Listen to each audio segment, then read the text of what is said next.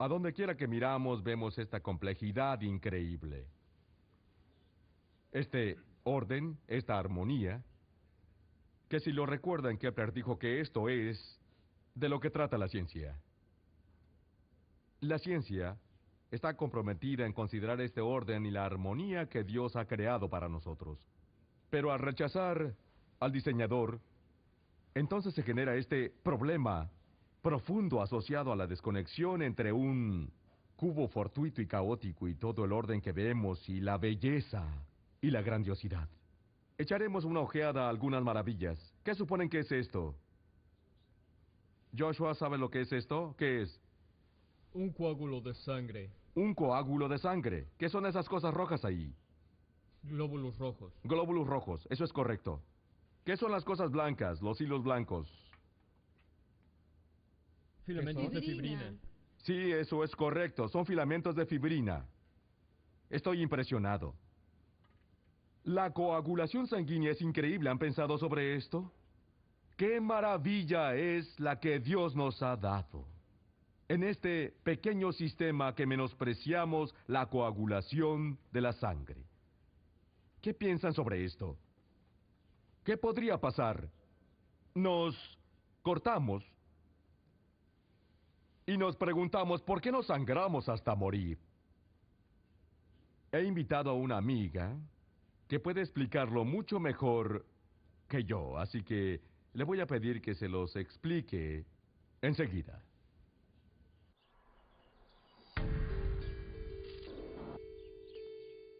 Me corté el dedo esta mañana y está sangrando. Pero si me pongo esta curita, parará en un rato. ¿Se han preguntado alguna vez cómo pasa? O sea, ¿para el sangrado porque es lo que se supone que debe hacer? ¿Por qué no se coagula la sangre antes de cortarnos? Me imagino que moriríamos porque la sangre se solidificaría y pararía de fluir. ¿Se preguntan por qué? La coagulación es un proceso muy complejo que incluye a miles y millones de activadores que tienen que actuar a la perfección uno con el otro para crear el resultado final. Voy a tratar de decirles cómo funciona. Primero, se hacen una cortada como la mía. Imaginen que están en mi corriente sanguínea. Hay un gran tráfico y fingen estar flotando alrededor junto a un caudal de otros glóbulos rojos, todos con mochilas de oxígeno. Todo fluye más despacio al llegar cerca de la cortada. Esto se llama constricción vascular. En fin, sus cuerpos limitan el flujo cerca de la cortada porque saben que algo está mal.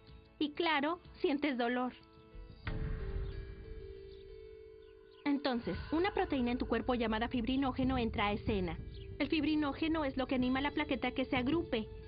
En esencia, cortan las puntas del fibrinógeno. Las plaquetas se agrupan al unirse al colágeno.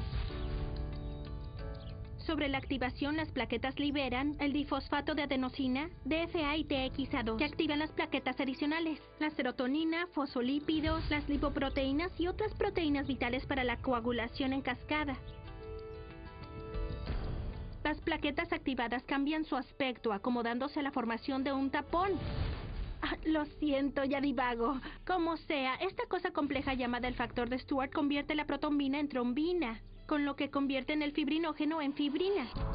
Por cierto, el factor Stuart no se activó hasta que lo activó el factor de Christmas. Bien, hay mucho más en este proceso. Acomodar, juntar, recibir, quién sabe qué. Es muy complicado, pero el resultado es un coágulo. Para el sangrado, cicatriza, se disuelve el coágulo y estás listo. ¿No es nítido? ¿No es un sistema asombroso? ¿Cuánto suponen que tardemos en nuestro proceso evolutivo antes de al fin lograr el sistema exacto de coagulación? ¿Cuánto suponen que duraríamos sin un sistema de coagulación? No mucho. Y en especial las muchas generaciones que nos llevaría de algún modo a deducir esos factores. ¿Saben qué sucede cuando uno de esos no funciona? La hemofilia es el resultado de que uno de esos factores no funcione. Qué cosa increíble nos ha dado Dios. en la coagulación de la sangre y tal vez lo ignoremos porque esperamos que pase. Bien, ahora a examinar esta realidad. Empecemos con la declaración de Carl Sagan y tomaremos su declaración como el esquema desde que vamos a examinar esta teoría. Sagan dijo que la evolución es un hecho ampliamente demostrado por el registro fósil y por la biología molecular contemporánea. Bien, si ese es el caso, si el registro fósil y la biología molecular contemporánea son dos cosas que demuestran y sostienen de hecho la evolución, entonces examinemos esto y veamos lo que nos dice la realidad. Empezaremos con la biología molecular y hablaremos sobre el registro fósil. Lo que vamos a hacer es, ante todo, empezar con las declaraciones de Charles Darwin sobre su teoría, tal como la ha presentado y de los criterios por los que uno podría rechazarla. Veamos primero esto. Darwin indicó, si se pudiera demostrar la existencia de cualquier órgano complejo que no se pudo haber formado mediante numerosas y leves modificaciones sucesivas, mi teoría se desmoronaría por completo.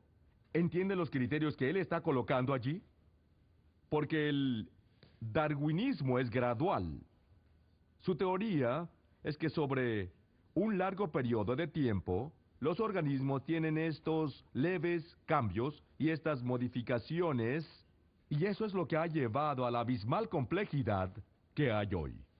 Es lo que está diciendo. Él dijo, si demuestran que hay un organismo complejo que no podría haber empezado a existir por ese lento, gradual proceso, entonces dijo, mi teoría se demoraría totalmente.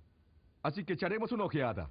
Pidámosle al doctor Mayer, otra vez, que examine parte de la realidad que existe cuando echemos una ojeada al tiempo de Darwin y su teoría. Lo que decía en términos de lo que hay hoy. En el siglo XIX, los biólogos pensaban que las células eran simples glóbulos homogéneos del plasma. Con esa clase de percepción de la vida, fue fácil imaginar cómo pudo haber surgido la vida por simples reacciones químicas. El origen de la vida no era gran problema. Por 1953, con el descubrimiento de la estructura del ADN y con la información explicando las propiedades del ADN, ya no vemos a la célula del mismo modo. Lo que ahora descubrimos es que la célula está llena de exquisitas máquinas, turbinas pequeñas, motores rotatorios, pequeños robots andantes que acarrean materiales de un lado a otro. En nuestra experiencia, todas esas clases de entidades son producidas por una causa y solo una causa, y es la inteligencia. Eso otra vez desafía al materialismo. Porque en la cosmovisión materialista del siglo XIX había dos realidades básicas, materia y energía. Ahora descubrimos que hay una tercera realidad fundamental y esa es la información. Todo lo que sabemos sobre información es que debe venir de una causa inteligente. Así que la presencia de información en los sistemas vivos sugiere una inteligencia que nos preexiste, que es responsable de toda esa fina nanotecnología e información. Así que de lo que el doctor Mayer habla aquí es sobre esta idea de lo que ha pasado en términos de la tecnología actual, y es que hemos comenzado a estudiar esa célula interna. Repasen lo que Paley expuso. Sí, él dijo, que si hallaran una máquina compleja, un reloj de bolsillo, sabrían al instante lo que ya saben, que simplemente lo que tienen en la mano no es solamente algo que venga gradualmente, como consecuencia de una fuerza natural. Esto es muy claro. Eso viene de algún tipo de diseño y tiene un propósito. Ahora, como decía el doctor Mayer, en tiempos de Darwin, la célula parecía ser una oculta cajita negra. Era un mecanismo, era solo un pequeño globo viviente y de algún modo tuvo el potencial dentro de sí para lograr mutar y cambiar. Pero lo que hay hoy es la tecnología para ver dentro de esa célula. Y lo que hallamos es increíble. Volveremos a abriendo los misterios de la vida y veremos a lo que esa célula interna se parece y al mecanismo y al increíble magnificencia de lo que está sucediendo dentro de esa célula. Ahora, lo que también les quiero hacer notar es que al final de esto habrá un doctor llamado Dean Kenyon, quien estará haciendo una declaración como resultado de ver esta complejidad. Para que ustedes entiendan la importancia de su declaración, necesitan entender que durante años y años el doctor Kenyon fue uno de los líderes de los científicos patrocinadores de esta teoría, que trata de describir cómo las estructuras moleculares y lo demás se combinan. Él propuso la teoría llamada la evolución química. Tal vez podría interesarles su proposición sobre lo grandioso de lo que ahora se logra ver en la célula viva. A través de los años, desde el rechazo de Kenyon a la evolución química, la ciencia ha revelado los detalles de todo un sistema de procesamiento de la información que lleva el sello del diseño inteligente.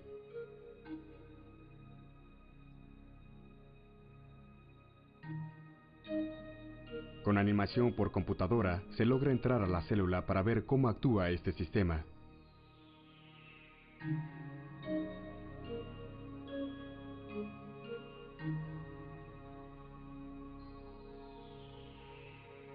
Ya en el núcleo de la célula, vemos los fuertemente enroscados filamentos del ADN que almacenan las instrucciones necesarias para crear cada proteína en el organismo.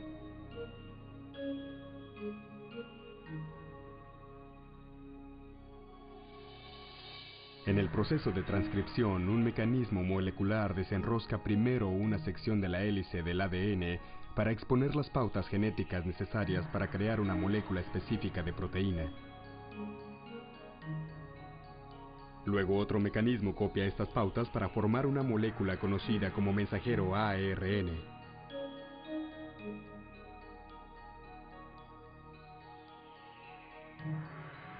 Cuando se completa la copia, el delgado filamento del ARN lleva la información genética por el complejo orificio nuclear, el guardián del tráfico de entrada y salida del núcleo de la célula.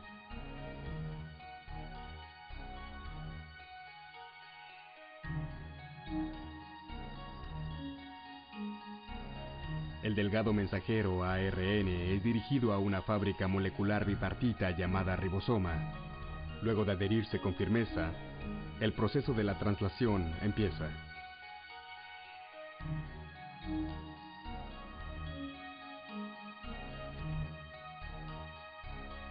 Dentro del ribosoma, una línea de montaje molecular crea una específica y ordenada cadena de aminoácidos. Estos aminoácidos son transportados de otras partes de la célula y entonces se ligan en cadenas a menudo compuestas de cientos de unidades. Su arreglo secuencial determina el tipo de la proteína fabricada.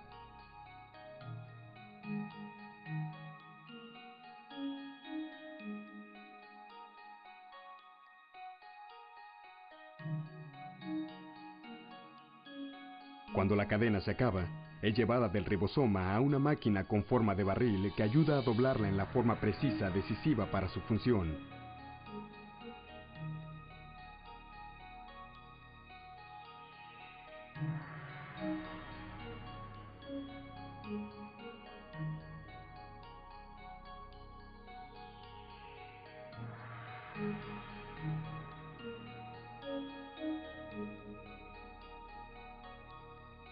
Luego que la cadena es doblada dentro de una proteína, entonces es liberada y guiada por otra máquina molecular al lugar exacto donde se le necesita. Es absolutamente asombroso percibir en esta escala de tamaño un aparato tan preciso y afinado, un dispositivo que lleva las marcas de un diseño y manufactura inteligente. Y tenemos los detalles de un reino molecular inmensamente complejo, del procesamiento de información genética. Y es en este nuevo ámbito de la genética molecular donde vemos la evidencia más precisa del diseño en la Tierra.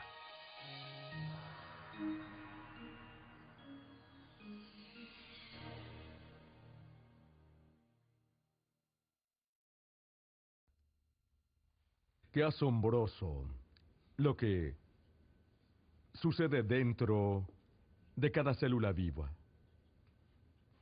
El caballero del final, el Dr. Kenyon, percibió la verdad de lo que sucedía dentro de la célula, al reconocer que su teoría se enfrentaba con la realidad de la complejidad profunda. Él creyó que por años y años, que allí tuvo que haber algún proceso casual porque no podía existir un creador. Y de ahí su teoría de que alguna atracción química juntaría todas esas cosas. Entre más estudiaba la célula y su complejidad se dio cuenta que era imposible, y ahora que ya entendemos lo que en verdad sucedió allí dentro, el Dr. Kenyon reconoció y entendió que es el resultado de un diseño inteligente. Es el modo en que hay que responder cuando damos un vistazo al cubo, cuando miramos la evidencia simple que Dios nos ha dado. El problema es, aunque no siempre pasa, que el hombre no siempre está de acuerdo con la realidad de lo que le es simple. El Dr. Francis Crick, un hombre brillante, codescubridor del ADN, cuando comenzó a mirar en la célula, empezó a entender las hondas complejidades de lo que hay allí.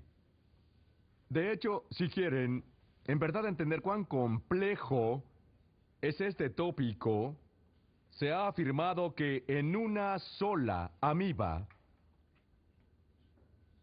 con la información que encontramos dentro de esa amiba, para proveer toda la información del ADN, se llevarían 1000 tomos de la Enciclopedia Británica.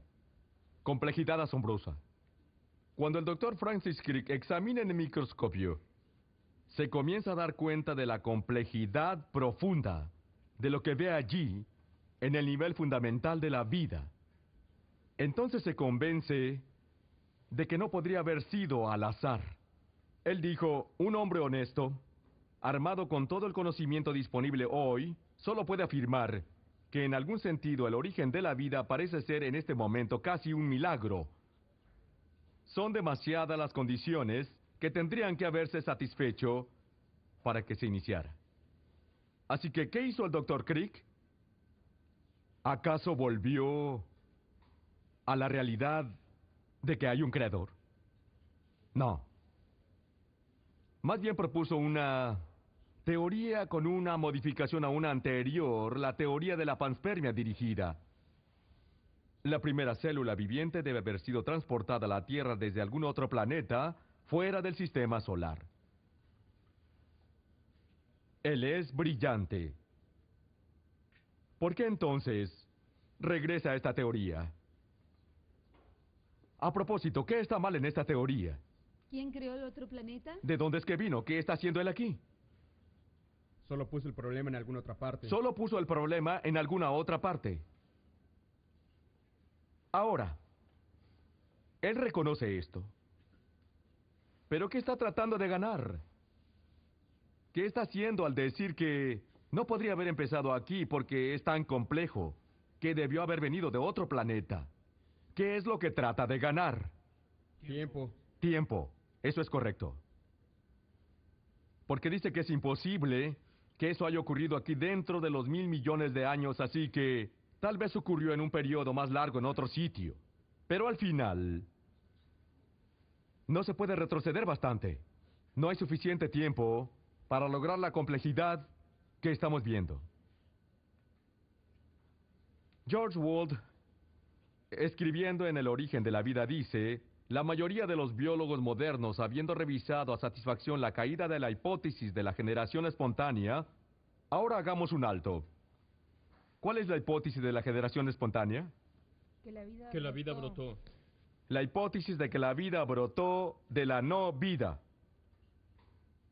Vamos a pensar que eso era cierto. Si recuerdan, se creía al ver a los gusanos brotar de la carne que de algún modo la vida brotaba de ningún lugar.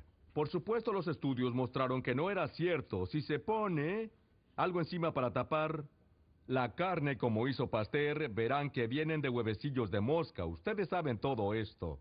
Lo que dice es que entendamos que la teoría de la generación espontánea ha sido, de algún modo, refutada. Pero, ¿qué dice él sobre esto? La mayoría de los biólogos modernos, habiendo revisado a satisfacción la caída de la hipótesis de la generación espontánea, pero sin querer aceptar la creencia alternativa en la creación especial, se quedan sin nada. Creo que un científico no tiene otra escogencia que abordar el origen de la vida a través de una hipótesis de generación espontánea.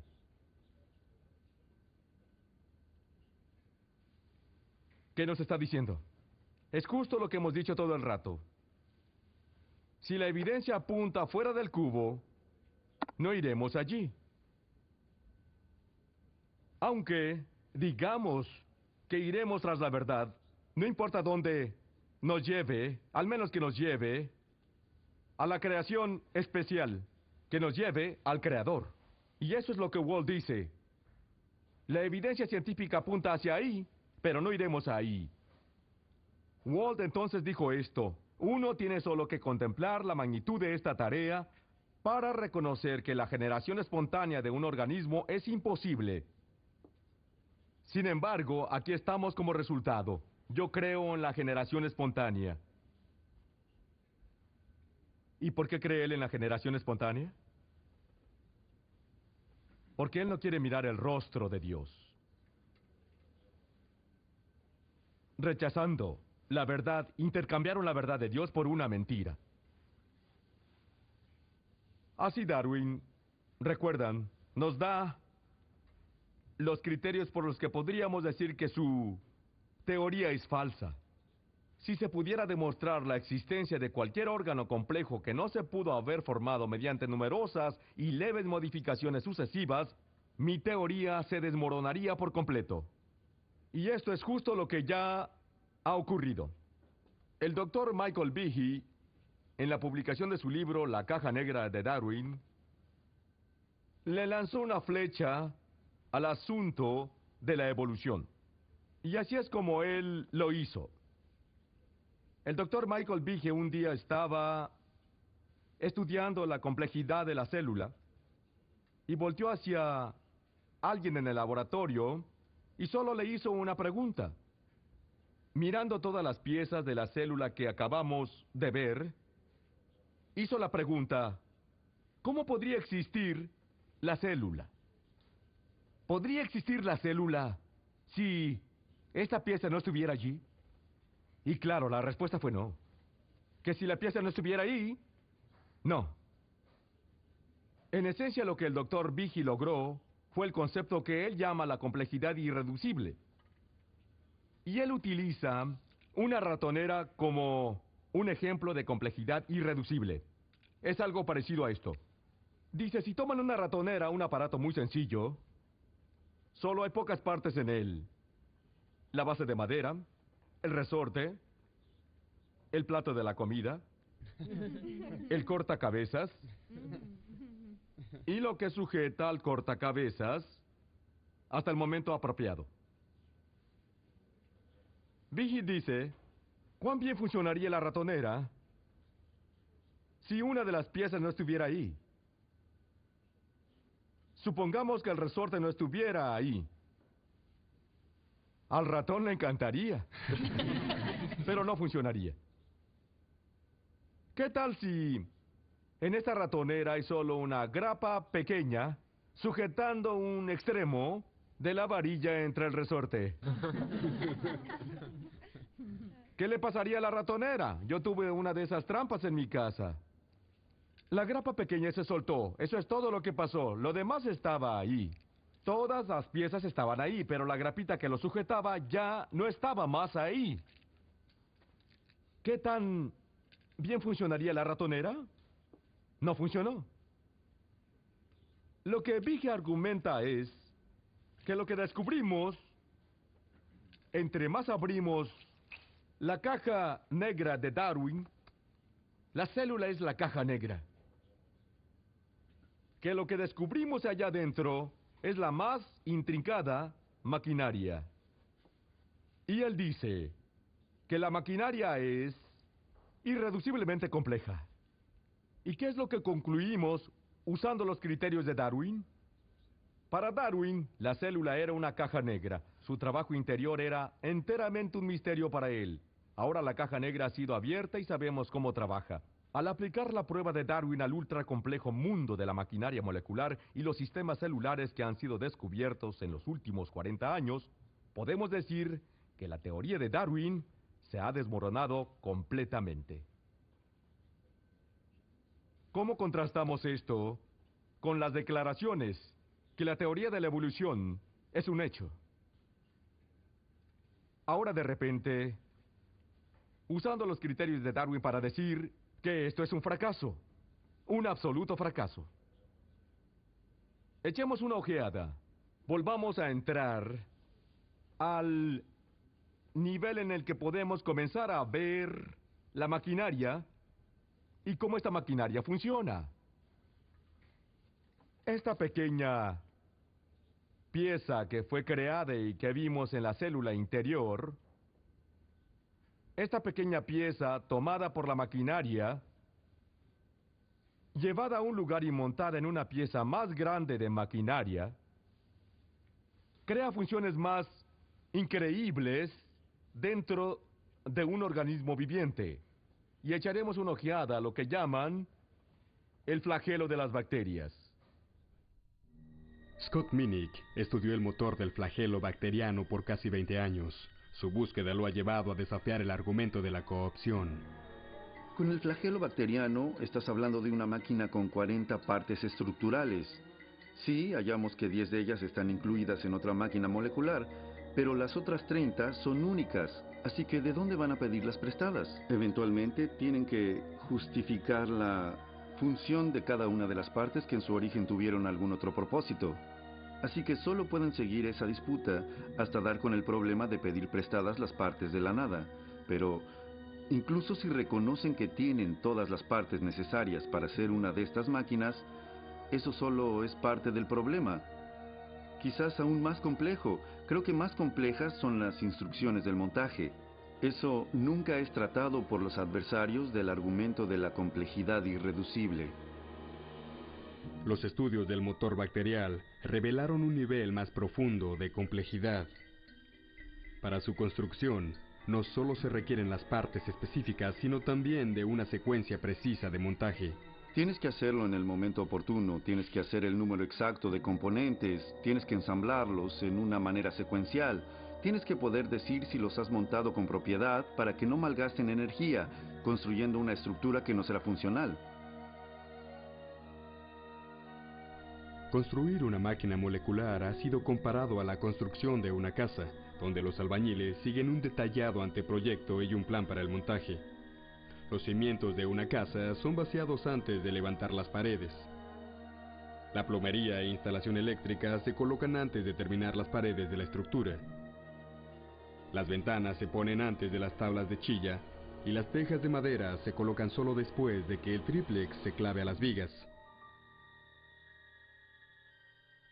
Así es también con la construcción de un motor flagelar bacteriano. Construyes esa estructura de adentro hacia afuera, cuentas el número de componentes en el anillo de la estructura o en el estator, y una vez que el material está allí, hay una reacción que nos dice, bien, ya no más de ese componente. Se añade una varilla, luego un anillo, luego otra varilla, una juntura en U. Ya que la juntura en U es de cierto tamaño y cierto grado de curvatura, como de un cuarto de vuelta, se apaga y es entonces cuando se añaden los componentes para el propulsor. Todo esto es hecho en una secuencia exacta, como se construiría un edificio. Para construir un motor, se requiere un sistema complejo de máquinas que sincronicen las instrucciones de ensamble. Pero ¿cómo podría la selección natural construir tal sistema? El argumento de la coopción no explica esto. Para construir este mecanismo flagelar, o decenas de millares de otros sistemas iguales en la célula, se requieren otras máquinas para regular el ensamblaje de estas estructuras. Y esas mismas máquinas requieren máquinas para su ensamblado. Si solo una de estas piezas se extravía o se pone en el lugar equivocado, su motor no trabajará. Así que este aparato para ensamblar el motor flagelar es de por sí irreductiblemente complejo. De hecho, lo que tenemos es una complejidad irreductible en su totalidad. Sabemos mucho acerca del flagelo bacteriano. Aún hay mucho que aprender, pero sabemos mucho sobre ello, y no hay explicación para cómo esta compleja máquina molecular haya sido producida por un mecanismo darwiniano. La teoría de Darwin se ha desmoronado. Entre más se examina y más se mira, cuanto más nos sumimos en esta complejidad llamada vida, el misterio de la vida, que era una caja negra, entre más se abre, más nos muestra que allí está una fantástica y compleja fábrica, llena de máquinas, todas trabajando juntas, casi como si alguien lo planeó, casi como si alguien lo construyó, casi como si alguien lo diseñó. La evidencia se muestra una y otra vez y es abrumadora. Y la evidencia está señalando cada vez más a la verdad del Creador. Bien, ¿cómo responde la gente a eso? Doctor Chandra, las especulaciones del origen de las especies han resultado ser incorrectas.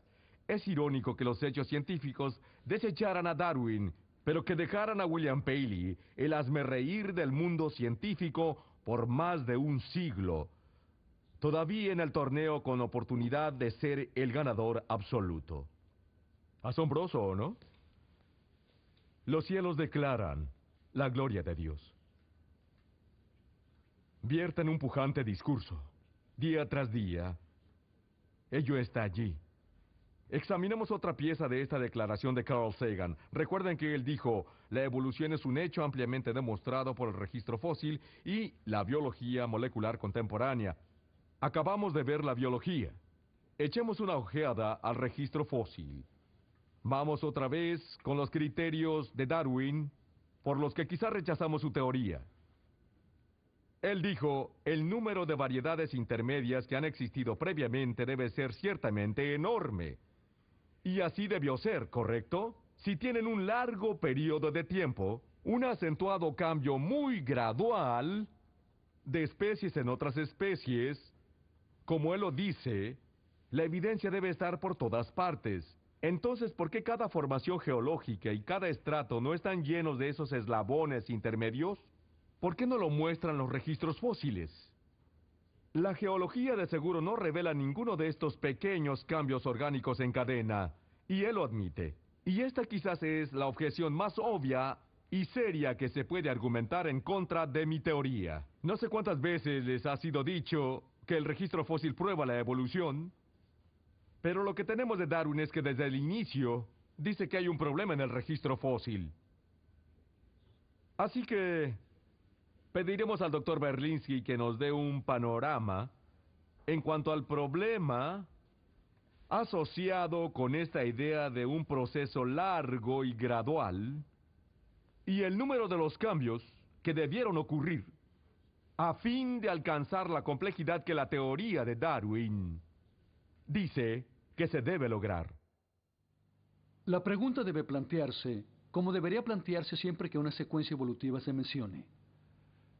¿Cuáles son exactamente las propiedades anticipadas que uno esperaría encontrar cuando una criatura que vive en la superficie de la Tierra pasa a vivir en el mar? Específicamente, ¿cuántos cambios le son requeridos a una criatura como la Nattens ambulocetis, que parece haber sido una criatura que vivía en la Tierra, a una criatura que se pasa la vida entera viviendo en el océano? Curiosamente, esa no es una pregunta que los biólogos evolucionistas hagan mucho. Yo mismo llevé a cabo unos cálculos aproximados, y según el resultado más modesto de mis cálculos, es que un organismo requeriría cerca de 50,000 cambios morfológicos para adaptarse a vivir en mar abierto. Tan pronto introducimos un cálculo cuantitativo, por muy débil, por muy endeble, por muy espontáneo que sea, comienza una gran confusión a meterse dentro del, de otro modo, alegre panorama. 50,000 cambios, y solo hemos conseguido a 2 miembros de una secuencia. ¿Dónde están los otros 49,999 miembros de esa secuencia si los cambios darwinianos se incrementan y ellos son pequeños? Después de todo, no hablamos de los cambios que son arbitrarios. Una criatura debe tener estos cambios si quiere sobrevivir en mar abierto. Y cualquier tentativa para poner un número cuantitativo debería inducir un hondo sentido de perplejidad, porque el número de cambios son mucho mayores de lo que hayamos visto en el registro de transición. ¿Cuál es la explicación apropiada para esto? Por favor entiendan, yo no la tengo, pero tampoco la tienen los otros. Ni esos otros la tienen. Y en mi opinión, ellos se rehúsan a reconocer lo legítimo de la pregunta. Esa es una pregunta básica en la paleontología. ¿Cuántos cambios se requieren? ¿Esos cambios son comparables al registro fósil? Y si son comparables al registro fósil, ¿por qué vemos tales deficiencias en el registro con respecto a los cambios necesarios? Cuestiones importantes. Bien, así que entienden el argumento que él hace aquí. Si solo se requiere un cambio para ir de un perro a un gato, sería fácil no percibirlo en el registro fósil. Pero si un cambio de una especie a otra especie requiere 50,000 cambios, tendríamos evidencia de eso en algún lugar. Bien, Darwin reconoció el problema en el registro fósil en sus días. Y así contesta al problema. Él dice, el registro geológico es en extremo imperfecto, es decir, que aún no hemos desenterrado suficientes fósiles. Y este hecho explica ampliamente el por qué no encontramos variedades intermedias conectando las formas de vida extintas y existentes por las más finas y graduadas etapas. Aquel que rechaza estas perspectivas sobre la naturaleza del récord geológico rechazará, con razón, toda mi teoría. Bien, entonces esto nos lleva a una situación interesante. Si Darwin dice, pueden rechazar mi teoría si el registro geológico no la muestra, nos deja examinar el registro geológico. Patterson, quien es un evolucionista, dice, lo voy a poner claro, no hay ningún fósil de transición por el que uno pueda hacer un argumento irrefutable. En otras palabras, lo que dice es que cuando se examina el registro del fósil, no se tiene allí un argumento irrefutable. No se puede decir que el registro fósil enseñe el cambio gradual de una especie a otra. Estoy seguro que han oído hablar del Archaeopteryx. Primera vez que oí de él era la evidencia concluyente de que era el eslabón perdido. ¿Lo es? ¿O es simplemente una especie formada por sí misma? Lo que digo es que es lo que el Dr. Berlinski decía. Si se requieren 50,000 cambios para llegar de aquí a aquí, y tienen algo que parece que encaja ahí dentro, y tal vez solo tienen 2. La pregunta es, ¿eso en verdad apoya esta teoría? ¿O es que estas 2 son solamente especies únicas? Pregunta interesante. David Rupp, el director del Museo Field de Historia Natural, dice, estamos cerca de los 120 años después de Darwin y el conocimiento del registro fósil se ha expandido grandemente. Ahora tenemos 250,000 de especies fósiles, pero la situación no ha cambiado mucho. El registro de evolución es todavía sorprendentemente inestable e irónicamente tenemos aún menos ejemplos de transición evolutiva que los que teníamos en la época de Darwin. Darwin dijo, pueden con razón rechazar mi teoría si el registro geológico no lo demuestra. La razón de que no lo demuestra es que no tenemos suficientes fósiles. 120 años después, reunimos muchos más fósiles y adivinen qué, estamos todavía peor que entonces. Ahora, Stephen Jay Gould reconoció que esas especies de transición no están allí. La rareza extrema de formas de transición en el récord fósil persiste como el secreto de la paleontología. Los árboles evolutivos que adornan nuestros libros de texto tienen datos solo en las puntas y los nódulos de sus ramas. El resto son inferencias, sin embargo razonables, no la evidencia de los fósiles. El Dr. Gould responde, no con debe haber un creador, pero contesta con su propia teoría. Puede que le sea familiar. Es llamada el equilibrio puntuado. Así es como se ve. La teoría gradual de Darwin se parece a esto. Este es el tiempo. Y explica que con el tiempo, el cambio lento y gradual de los organismos vivos va del simple al complejo. Gould agrega, que una especie permanecerá en el tiempo en un modo de estasis no cambia. Y entonces, de repente, hay un gran cambio inmediato en esa especie. Cambia a otra especie. Se mantiene un periodo de estasis hasta que, ¡boom!, hay otro cambio inmediato. Así que tenemos esta situación donde Gould, reconociendo que el registro fósil no apoya la teoría, ha propuesto otra teoría que es interesante porque su teoría es apoyada por la falta de evidencia. ¿Saben lo que digo? Es decir, lo que dice es, mi teoría está apoyada por falta de evidencia en el registro del fósil. Esa es una extraña posición. Así que el registro fósil no apoya lo que Darwin planteó sería el alegato verdadero sobre la realidad. El doctor Jonathan Wells, en su libro Iconos de la Evolución, ha ido a través de lo que llama los iconos que la evolución ha usado durante años para explicar por qué esa teoría es cierta. Y cuando miramos estos iconos, empezamos a encontrar que son huecos, que no tienen evidencia que los apoye. Así que cada uno de estos, ya sea que hablemos del legendario cuadro de que el hombre desciende del mono, o los diagramas de Haeckel que les dije eran falsos, o el argumento de la homología que dice que la evolución es verdad por las semejanzas, o la mosca de la fruta de 4 alas que hemos bombardeado con radiación, o las polillas moteadas que ahora sabemos han sido clavadas a los árboles, al árbol de la vida que, como han visto, no hay evidencia excepto por los nódulos del final. Y finalmente el cuadro que todos hemos visto, el argumento convincente, por supuesto, de que descendemos de los monos. ¿Cuál es la evidencia? Lo que querría hacer es echar una ojeada a uno de esos iconos. Y ese icono es el pico del pinzón, los pinzones de Darwin. En la clase de ciencias naturales habrán oído, sin duda, el argumento ese de que los pinzones de Darwin son la evidencia de que la evolución es verdad. Escribió mucho de ellos.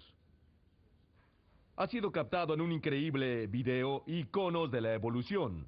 Ahora veremos un corto de uno de esos iconos refiriéndose a los pinzones de Darwin.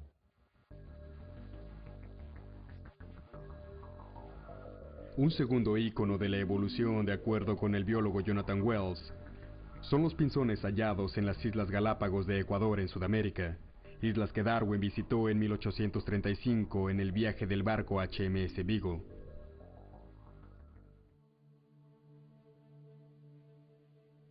Otro ícono de la evolución son algunas especies de aves de las Islas Galápagos, que son muy similares, excepto por el tamaño y forma de sus picos.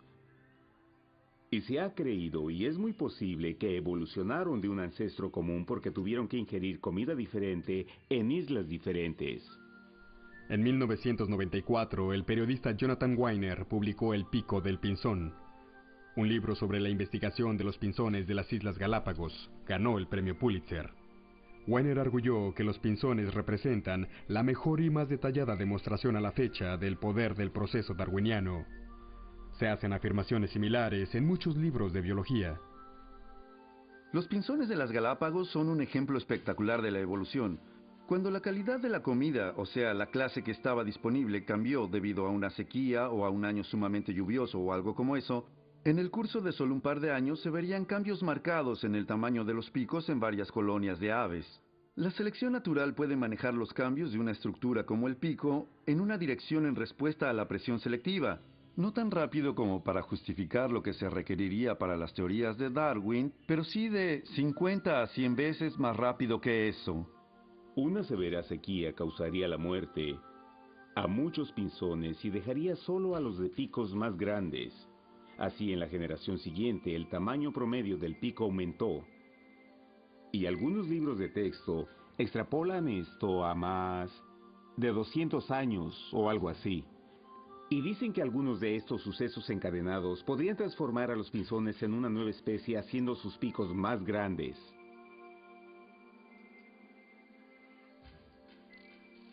Oigan, el material sobre los picos del pinzón es en verdad interesante. No nos confundamos con esto. La pregunta es, ¿puede ser extrapolada o bien representa esto la variación cíclica? Lo que los libros no dicen es que al volver las lluvias, el tamaño promedio del pico regresó a lo normal. No hubo una evolución neta. Lo que hay en verdad son solo unas especies que oscilan hacia adelante y hacia atrás, con ningún cambio evolutivo real. Así que la evidencia es exagerada para hacerle parecer que apoya la teoría de Darwin de un modo que no lo hace. Lo contrario puede ser cierto. Podemos estar viendo el desarrollo de una especie enteramente nueva. El pinzón de las Galápagos empieza como pinzón y en 100 millones de años será un elefante de las Galápagos. Podría ser, pero se requiere mucho más a modo de evidencia que un par de periodistas chiflados que al ver los picos de los pinzones escriben un libro ganador de un premio Pulitzer. Se necesita mucho más si esto va a ser ciencia seria. Yo creo que esto no pasó ni el umbral de la anécdota. Si los picos del pinzón cambian de tamaño, lo hacen, también cambian su forma, pero en correlación con las estaciones. Al parecer hay un retroceso hacia el término medio cuando cambia la estación. Si esto es parte de una espectacular extrapolación evolutiva, entonces tengamos razones para pensarlo. Los cambios son temporales, oscilan hacia adelante y hacia atrás y no van a ninguna parte. Como evidencia para el origen de las especies, los pinzones de Darwin no sirven. Bien, nos estamos quedando sin la evidencia. Hemos visto la biología molecular, hemos visto el registro fósil, hemos echado una ojeada a, como se dijo, una de las mejores evidencias para la teoría de Darwin, el pico del pinzón, y parece que se ha quedado corta. Lothrop dice: creo que algún día el mito del darwinismo será calificado como uno de los más grandes engaños en la historia de la ciencia. Cuando esto pase, mucha gente se preguntará, ¿cómo pasó esto? En serio, ¿cómo pasó? ¿Cómo es que durante tantos años nos han llevado a creer en una teoría que la evidencia no parece apoyar? ¿Por qué será que se vive en un día y una época en la que cualquier declaración contra la teoría darwiniana se topa con algunas de las críticas más burlonas? Porque no tratamos aquí solo con un simple reclamo científico de verdad. Comenzamos a tratar con un filosófico alegato de verdad, que continúa apuntando a las razones científicas de por qué es verdad, y el problema es que la evidencia no lo apoya. No hagamos una tormenta en un vaso de agua, porque ustedes y yo nos asiremos a nuestra presuposición tan fuerte como ellos se asirán a sus presuposiciones. Y siempre que alguien levanta el espejo y la evidencia se comienza a mostrar que no estamos hablando solo de una pequeña teoría, hablamos sobre una cosmovisión fundamental que se basa sobre cierta noción de que la evidencia científica nos permite dejar a Dios fuera de la ecuación de la cosmovisión. Y esta es la batalla que hoy vemos encarnizarse alrededor nuestro. Es la batalla que encaran los maestros en las universidades al querer que se les publique un artículo que critica la teoría de Darwin. Es lo mismo a lo que los alumnos se enfrentan en el aula si cuestiona la teoría darwiniana. Menospreciados en unos casos, ridiculizados en otros. ¿Por qué? Porque es una cosmovisión a la que muchos se asirán con desesperación por las consecuencias. Como Walt dijo, sé que la generación espontánea no tiene evidencia. Sé que es absolutamente imposible. Con todo, aquí estoy. Creo en ella. ¿Por qué? Porque las consecuencias de rechazarla los pone cara a cara con la realidad de un creador y no llegarán hasta allí. Y Sagan dice, la evolución es un hecho ampliamente demostrado por el registro de fósiles y por la biología molecular contemporánea. Esto no es verdad. Dawkins, ¿recuerdan? Fue más lejos al decir, es absolutamente seguro decir que si usted conoce a alguien que afirma no creer en la evolución, esa persona es ignorante, estúpida o demente, o vil, pero es mejor no considerar esto. Quiero que entiendan que hay algo más profundo aquí, que solo la noción de una teoría científica. Es más profundo que esto. Bossart nos lo discierne con agudeza. Él dice, la evolución destruye total y finalmente la mismísima razón por la que la vida terrenal de Jesús fue necesaria. Destruye a Adán y Eva y al pecado original, y en los escombros se encuentran los tristes restos del Hijo de Dios. Y si Jesús no era el Redentor que murió por nuestros pecados, y esto es lo que quiere decir la evolución, entonces el cristianismo es nada. Hay algo en juego aquí, que es más profundo que una simple teoría científica. El hombre tiene la tendencia, como dice la Escritura, a que aunque le sea evidente a él, lo que hemos estado considerando es un sencillo examen. Es lo que el cubo dice en verdad. Escúchenlo. Es evidente para nosotros. Pero el hombre cambiará la verdad de Dios por una mentira, dice Romanos, para que puedan ser libres ahora de seguir sus deseos interiores. Las ideas tienen consecuencias profundas. Todo este material del que hablamos, todo el de la cosmovisión, y todas las cosas que construimos aquí, en los siguientes recorridos le echaremos un vistazo a cómo todo esto funciona. Y cuando comienzan a poner un fundamento aquí que rechaza al Creador y a su responsabilidad para con Él, y lo que Él es, se puede poner feo. Es una batalla cósmica que hace estragos entre nosotros. La guerra entre la verdad y la mentira. Y hace estragos en el área de la ciencia. Y Dios nos ha llamado a ser la gente que pueda ver y oír con claridad la gloria de Dios y el trabajo de sus manos. Y a no esconder eso, esa luz bajo un manto, sino proclamarla, pero de un modo atractivo. Padre, todo lo reconocemos ante ti. Pensamos sobre el sistema increíble que nos has dado, que no nos deja sangrar hasta morir. El ojo mismo, qué notable es ese órgano que nos has dado. El cerebro, las manos, una flor, un árbol, las estrellas, la cola de un pavo real. Oh, Padre, es más que una maravilla. Es asombroso. Y Padre, confesamos que nos hemos apartado de todo esto. Tenemos la tendencia de andar en medio de todas esas joyas y de no reconocerlas. Lo hacemos ahora. Gracias por la gloria que brilla frente a tu creación.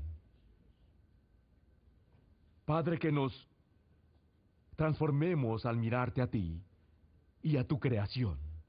Que seamos la luz y la sal que el mundo necesita con desesperación. En el nombre de Jesús. Amén.